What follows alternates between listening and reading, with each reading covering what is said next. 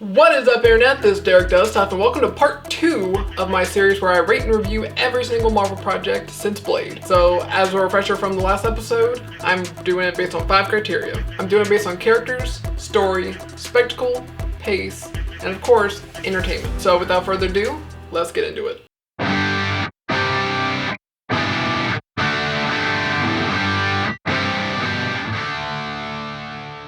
At number 60, we have Ghost Rider with 69%.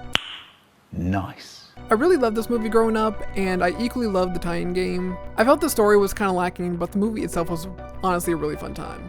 Nick Cage doing his crazy thing was pure gold.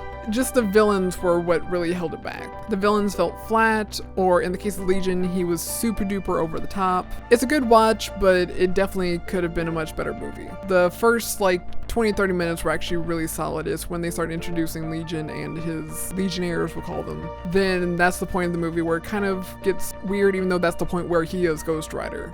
So there's just a lot of give and take with it, I guess. At number 59, we have Ghost Rider 2 with 70%. The story was kind of bland, which is sad because Goyer and Gimple have written incredible scripts for superhero movies. But this felt like an underfunded movie, which it kind of was. It had half the budget of the first movie, and the main reason it scored 1 point higher was because it was very stylistic. It was very over the top and just wild, and I mean, who wouldn't want to see frickin' Ghost Rider pissing fire? I mean, that's honestly kind of the coolest thing ever. But the directors also did the Crank movies, if that's any indication of the type of cinematography they went with. It's very unnecessary, but it's definitely interesting to watch. At number 58, we have Fantastic Four: Rise of the Silver Surfer with 70%. This movie wasn't bad at all. The problem with this movie was it felt rushed. The runtime was only an hour and a half, and with my watching, I've learned that superhero movies kind of suffer when they're a little too short. I'm not asking for a Zack Snyder Justice League length of 4 hours, but the story at least needs to feel fleshed out, and 2 hours honestly is a good mark to go for. And also, silhouettes don't count as villains. Give us Galactus, not a huge cloud, because it just pissed me off that you can see the silhouette of the famous helmet from the comics. But no, it's just a big cloud that just exists and devours worlds. It's stupid. Stupid. Just ugh! At number 57, we have The Incredible Hulk with 71%. This movie is honestly fun as hell, and seeing the Hulk do his thing is always wonderful. It fell a little short story-wise for me, but I'm glad that they made the Hulk's powers a bit more straightforward. I will say it kind of sucked that they went for the generic, the government screwed up, so they're trying to fix it and making it worse kind of situation. Bruce genuinely wanted out, and the government just keeps throwing a bigger stick at him to have to fight. The government just needs to let him be, and he will stop being a problem. But no, the government just has to have control of everything. At number 56, we have Blade 3 with 73%. Wesley, my dude, you really cashed this one in. You could tell that he enjoyed making the first 2 movies, but this one felt really phoned in for him. I heard there was drama behind the scenes, but I actually like Ryan Reynolds and Jessica Biel despite feeling unnecessary to the story. This movie had a lot of potential, but it just didn't work well in the context of the story. At number 55, we had the Fantastic Four movie at 73%. People are very split on whether these are bad movies or not, but I felt this movie was a really fun blockbuster that introduced Marvel's first family. The weakest link is definitely Jessica Alba. She felt more like eye candy in the movie rather than someone who can actually support in a meaningful way. Sue Storm's supposed to be actually smart and helpful, but in the movie she just felt like eye candy that you just go oh, show boobies. So yeah, she was definitely just more eye candy than something helpful for the story. At number 54, we have X-Men Origins Wolverine with 73%. This is a good blockbuster, but some of the story just felt really weird. The thing that killed this movie was definitely Deadpool. If you want to do a Weapon 11 character as a final boss, sure, that's fine, but don't do Deadpool dirty like that.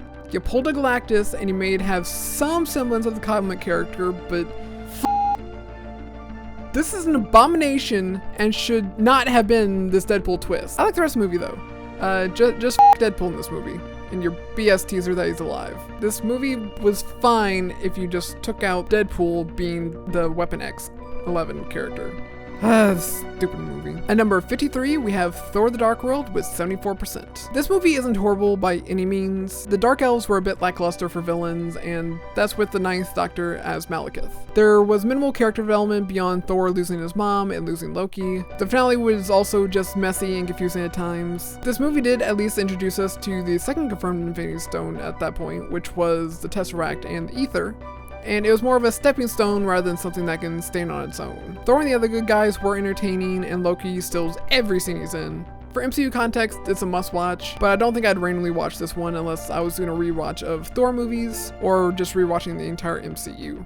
At number 52, we have Iron Man 2 with 74%. Hang on to your hats because it's going to be a long one. People thought this was one of the biggest hiccups in MCU history after Thor the Dark World. This movie is not bad, and I think it could have had a lot of ideas that could have just been done better. What they could have done is keep the military wanting the armor part, keep Tony's bucket list YOLO stuff, and when Rhodey takes the suit, have Hammer reverse engineer the arc reactor and attempt to make his own Iron Legion. When showing the suits at the expo, he calls out Tony for going toe-to-toe with him, because at the beginning of the movie there was a point where he was at the conference and was like, I'd like to see someone go toe-to-toe with me on my best day. So basically that's what he's doing. Tony tries to do the right thing and talk him out of it, but Hammer, being embarrassed by the early suit fails at the conference, he attacks Tony and all hell ensues. Hammer tells the software to go into remote override, and every suit kicks out the drivers, and every suit comes at Tony, who could barely hold out. And then Rhodey comes and saves Tony's butt, and they defeat all the drones. Hammer deactivates Rhodey's suit that now has Hammer Tech instead of Stark Tech. Tony and Hammer go mano a mano. Hammer starts off, obviously kind of winning, coming off hot, and then Tony's like on his knees. Hammer pulls out the ex-wife bullet from the movie and fires at Tony, but obviously doesn't do crap. Tony looks at Hammer and says, "My turn," and shoots a Chester Pulsar at full blast, and the new reactor sends Hammer flying, and his suit becomes immobile due to the arc reactor being destroyed. Hammer is arrested, and the day is won. So essentially, long story short, get rid of Ivan and focus on Hammer and just trying to be better than Tony. Because I think that would make a better compelling story, and yes, it kind of does the whole same versus same again, but at least it would make it a bit more personal. And honestly, Justin Hammer should be more of a smart person. Like, he shouldn't have to outsource building machines. Like, at the very least, he should be able to like reverse engineer things that are already made. But this shows that Hammer's only good at recreating, he's not good at being unique and creating his own thing. At number 51, we have The Eternals with 75%. This movie was not really the best MCU showing. Most of the points from the score come from the visuals and diverse characters. The Celestial protruding from the Earth looks stripped right out of the comics and has very major implications going forward. It's also kind of fun to see the Sarks on screen for the first time in a decade. And this movie was giving me two different vibes I don't really want from an MCU movie. First, this is Oscar bait level acting. Like, the acting's good, but it's too Shakespearean drama heavy. And secondly, the characters are essentially Kryptonian versions of Justice League. Literally, if the Justice League all came from Superman's planet Krypton, this would be it. Directed by Zack Snyder, of course. I honestly don't know what I would change, but this movie is just hard to watch for me. The long runtime also didn't do it any favors. Endgame deserved a long runtime because of the scale and the story it was trying to tell.